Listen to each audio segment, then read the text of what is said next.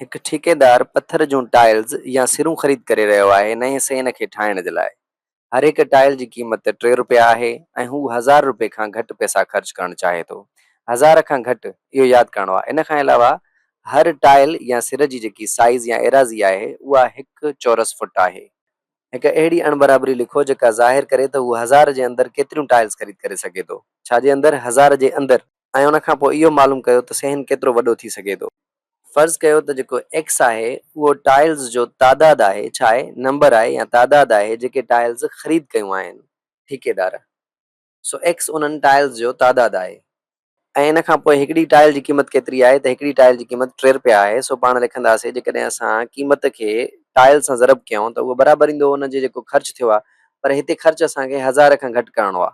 ठीकु आहे, त पोइ पाण हिते 3x छा लिखंदासीं, 3x इज़ लेस देन छाजे, 1000 जे।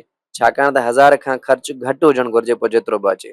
सो हाणे हिते पाण खे एक्स मालूम करिणो आहे।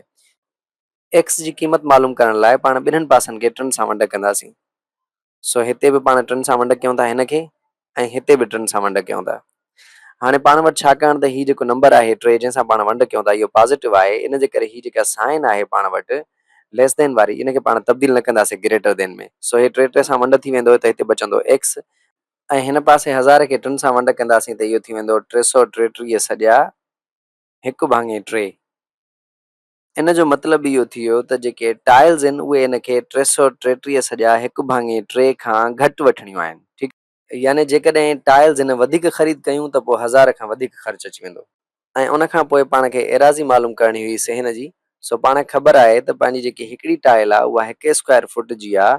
त इन जो मतिलबु जेको साइज़ ऑफ पेटियो या सहन जी जेकी साइज़ आहे उहा 333 सॼा 1/3 फुट स्क्वायर खां या चौरस फुट खां घटि हुजणु घुरिजे। उमीद थो कयां त हीउ हिसाबु तव्हांखे सम्झ में अची वियो हूंदो।